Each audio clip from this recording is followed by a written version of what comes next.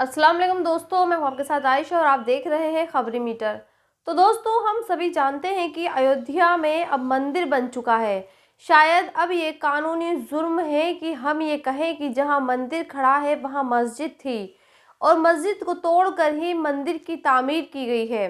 लेकिन आज मैं आपको हिंदुस्तान के सबसे बड़े मदरसे यानी दारुल उलूम देवबंद के प्रिंसिपल और जमीयत उलेमा हिंद के अध्यक्ष मौलाना अरशद मदनी साहब का एक इंटरव्यू सुनवाती हूँ, जिसमें उन्होंने ये कहा है कि देश में कानून की किताबों में आग लगा देनी चाहिए। क्या अब ये बताइए कि किस तरीके पर हम ये कहें कि कोर्ट से हमें फैसला मिल सकता है। रास्ता ये दिखा दिया गया कि फैसला लेना है तो आस्था की बुनियाद के ऊपर लेना है, वो मसला ख़त्म हो गया। सर ख़राब है। आज तक कभी हम जमा हो करके हमने कोर्ट के बारे में कभी कुछ नहीं कहा। आज कोर्ट ने हमारे उस इत्मीनान को आग लगा दी, तो हम इस चीज़ को ख़राब समझते हैं। इसीलिए हम दुनिया के सामने आए हैं कि हिंदुस्तान के कोर्ट का वो कानून के ऊपर चलने का जो रिकॉर्ड था वो ख़त्म हो गया। अब हम कहते हैं कि कानून की किताबों को आग लगा दीजिए। आप आखिर मौलाना अरशद मदनी को ये कहने की ज़रूरत क्यों पड़ी, और क्या अब देश के मुसलमानों को भी अपनी सोच मौलाना अरशद मदनी जैसी बना लेनी चाहिए? लेकिन हमेशा की तरह सबसे पहले आज की बड़ी खबरें आपको बताती हूँ, और उससे भी पहले मैं ये चाहती हूँ कि अगर आप मेरे चैनल पर नए हैं तो प्लीज़ पहले मेरे चैनल को सब्सक्राइब ज़रूर कर दें। तो दोस्तों, आज की सबसे बड़ी खबर यह है कि कल देर रात आरएलडी यानी राष्ट्रीय लोकदल की तरफ से ये ऐलान किया गया है कि वो आने वाले चुनावों में बीजेपी के साथ मिलकर लड़ेगी, और बीजेपी ने भी खुश होकर आरएलडी को यूपी में 4 सीटें दे दी। हालांकि अभी इस खबर की पुष्टि नहीं हुई है और इसे सिर्फ देश के नंबर 1 चैनल आज तक पर ही चलाया गया है। लेकिन ज़रा सोचिए, जो पार्टी कल तक बीजेपी के खिलाफ बोलती थी और जयंत चौधरी की इस पार्टी को विधानसभा में भी लोगों ने इसलिए ही वोट दिया क्योंकि ये बीजेपी के खिलाफ थी, उसकी विचारधारा के खिलाफ थी, आज वही पार्टी बीजेपी की गोद में जाकर बैठ गई है। खैर, आज की दूसरी बड़ी खबर अजीत पवार और शरद पवार से जुड़ी हुई है। कल चुनाव आयोग ने एक फैसला किया कि ये कहा कि एनसीपी यानी नेशनल कांग्रेस पार्टी पर पहला हक चाचा शरद पवार का नहीं बल्कि अजीत पवार का है। अब लोगों को ये समझ नहीं आ रहा कि जिस पार्टी को चाचा शरद पवार ने खड़ा किया, उसे नेशनल पार्टी बनाया, वो पार्टी भतीजे की कैसे हो गई। हालांकि कुछ लोग ये भी कह रहे हैं कि भतीजे अजीत पवार को बीजेपी से जुड़ने का डबल गिफ्ट मिला है। पहला गिफ्ट तो ये था कि उन्हें महाराष्ट्र का डिप्टी सीएम बना दिया गया, और दूसरा गिफ्ट ये है कि अब चुनाव आयोग ने चाचा की पार्टी को भी भतीजे को दे दिया। खैर, आगे बढ़ते हैं और आज की तीसरी बड़ी खबर की बात करते हैं, और वो तीसरी बड़ी खबर यूसीसी को लेकर है। यूसीसी मतलब यूनिफॉर्म सिविल कोड। आपने इस कानून का नाम ज़रूर सुना होगा। अब ये कानून उत्तराखंड में लागू होगा क्योंकि उत्तराखंड की धामी सरकार ने यूसीसी से रिलेटेड विधेयक विधानसभा में पेश कर दिया है, जो ये कहता है कि अब इस राज्य में कानून सबके लिए बराबर होगा, यानी मुसलमानों को भी वही कानून मानना होगा जो कानून हिंदू मानते हैं। मसलन मुसलमान भी दूसरी शादी नहीं कर सकता। मुसलमानों को भी अपनी बच्चियों की शादियां 21 साल के बाद ही करनी होंगी। खैर, इस कानून की चर्चा एक और वजह से भी हो रही है, और वो वजह है live in relationship.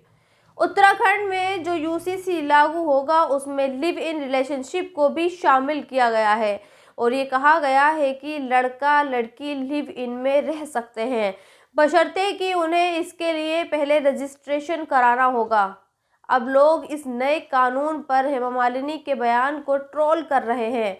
Hema Malini से जब ये पूछा गया कि यूसीसी के बारे में उनके क्या विचार हैं, तो हेमा मालिनी ने बड़ी ही सादगी से ये कहा कि ये कानून महिलाओं के लिहाज से बहुत ही अच्छी खबर है और इससे सभी महिलाओं को बराबर का अधिकार मिलेगा। अब लोग ये कह रहे हैं कि अगर 40 साल पहले ये कानून आ गया होता तो क्या हेमा मालिनी धर्मेंद्र से शादी कर पाती। खैर, यहाँ आपको ये बता दें कि हेमा मालिनी उस वक्त के सुपरस्टार धर्मेंद्र से शादी करने के लिए पहले मुसलमान बनी थी और फिर उन्होंने शादी की थी, क्योंकि हिंदू धर्म में उस वक्त भी दूसरी शादी की इजाज़त नहीं थी। और आज की चौथी बड़ी खबर मध्य प्रदेश में हुए हादसे को लेकर है, जिसमें अब तक 11 लोगों की जान जा चुकी है।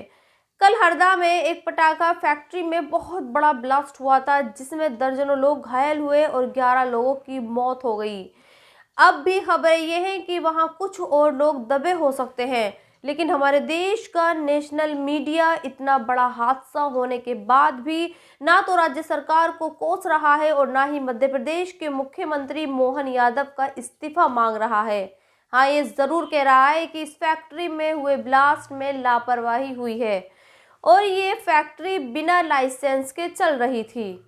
सोचिए, अगर यही हादसा किसी गैर बीजेपी शासित राज्य में हुआ होता तो क्या तब भी इसे हमारे देश का मीडिया सिस्टम की लापरवाही बताता?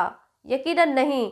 तब हमारे देश का मीडिया सीधे राज्य के सीएम का कॉलर पकड़ता और ये कहता कि इस हादसे के लिए जिम्मेदार सीएम है। आज की एक और बड़ी खबर चंडीगढ़ के मेयर को लेकर है।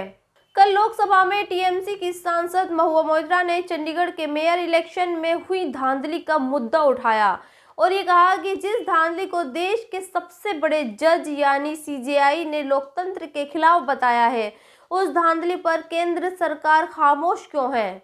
धांधली करने वाले अनिल मसीह पर कोई कार्रवाई क्यों नहीं हो रही? वैसे महुआ जी भी ये जानती होंगी कि ये कार्रवाई क्यों नहीं हो रही है, लेकिन हाँ, मैं यहाँ सिर्फ इतना कह सकती हूँ कि जब मस्जिदों के खिलाफ अदालतें कोई फैसला देती हैं तो देश की मेजॉरिटी ये कहती है कि उन्होंने तो कोर्ट के आदेशों का पालन किया है, लेकिन यह खुद chief justice of India Chandigarh चुनाव को धांधली बता चुके हैं और सरकारें खामोश बैठी हैं। यहाँ तक कि सुप्रीम कोर्ट भी खामोश है। वो चाहे तो सुमोटो लेकर चंडीगढ़ में धांधली करने वाले अनिल मसीह के खिलाफ कार्रवाई कर सकता है और उसे ये पूछ सकता है कि ऐसा करने के लिए किसने कहा, लेकिन सब के सब सन्नाटे में पड़े हैं। और मुझे तो ऐसा लगता है कि सीजेआई ने भी ये सवाल सिर्फ फॉर्मेलिटी करने के लिए ही उठा दिए होंगे। खैर दोस्तों, आगे बढ़ते हैं और आज की एक और बड़ी खबर के बारे में आपको बताते हैं, और वो खबर हमारे पड़ोसी देश पाकिस्तान से जुड़ी हुई है। कल पाकिस्तान में चुनाव होने हैं। आप ऐसे समझ लीजिए जैसे हमारे देश में प्रधानमंत्री चुनने के लिए लोकसभा के चुनाव होते हैं, वैसे ही पाकिस्तान में प्रधानमंत्री बनाने के लिए नेशनल असेंबली के चुनाव होते हैं। ये इलेक्शन पाकिस्तान में इसलिए भी इम्पोर्टेंट है क्योंकि ये इलेक्शन नवाज शरीफ और इमरान खान के बीच लड़ा जा रहा है। आज मैं आपको पाकिस्तान के बारे में कुछ बताना चाहती हूँ। मैं कोई एक्सपर्ट नहीं हूँ, लेकिन फिर भी हाँ, इतना ज़रूर जानती हूँ कि जिस पाकिस्तान के बनने की कीमत आज तक हम भारत के मुसलमान चुका रहे हैं, उसका खमियाजा उठा रहे हैं, उसके लिए हमेशा ही ताने सुनते हैं वहाँ क्या हो रहा है। पाकिस्तान में चुनाव नवाज शरीफ और इमरान खान के बीच लड़ा जा रहा है। इमरान खान जेल में है और नवाज शरीफ बाहर है, लेकिन आज के चंद महीनों पहले इमरान बाहर थे और नवाज शरीफ जेल में थे। लेकिन सियासी तख्ता ऐसा पलटा कि नवाज शरीफ बाहर आ गए और इमरान खान जेल में चले गए। खैर, ये आपको ये बताना है कि आज तक अलग होने के 70 साल बाद भी यहाँ के लोग एक अच्छा नेता नहीं चुन पाए हैं, एक ऐसा नेता जो देश के बारे में सोचे, जो वहाँ की आवाम के बारे में सोचे। और इस वीडियो के आखिर में आपको एक अच्छी खबर बताती हूँ। अगर आप ईरान जाना चाहते हैं तो फिर अब आप ईरान बिना वीज़ा के जा सकते हैं। ईरान की सरकार ने भारतीयों के लिए वीज़ा फ्री कर दिया है। भारत में रहने वाले लोग चाहे तो ईरान घूम कर आ सकते हैं, उन्हें वीज़ा की ज़रूरत नहीं पड़ेगी। जैसे आप बिना वीज़ा के नेपाल जाते हैं, लक्षद्वीप जाते हैं, वैसे ही आप ईरान भी जा सकते हैं और वहाँ टूरिस्ट के तौर पर 15 दिनों तक रह भी सकते हैं।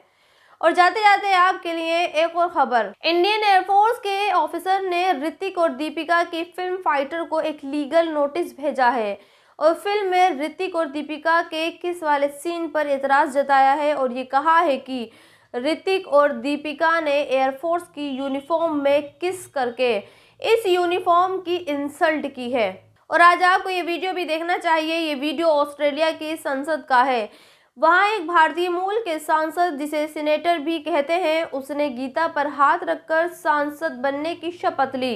अब हमारे देश में बहुत सारे हिंदू इस पर फख्र कर रहे हैं और कह रहे हैं कि हिंदुओं को ऐसा ही होना चाहिए। उन्हें अपनी संस्कृति और अपने धर्म को नहीं भूलना चाहिए। लेकिन आज मैं ये बताना चाहती हूँ कि ये वही लोग हैं जो विदेशों में मुसलमानों के नमाज पढ़ने पर तंज कसते हैं। सोचिए इनका ये दोगलापन कितना है। तो दोस्तों, आज के इस वीडियो में इतना ही। उम्मीद है आप कमेंट्स बॉक्स में लिखकर मुझे ज़रूर बताएंगे। शुक्रिया।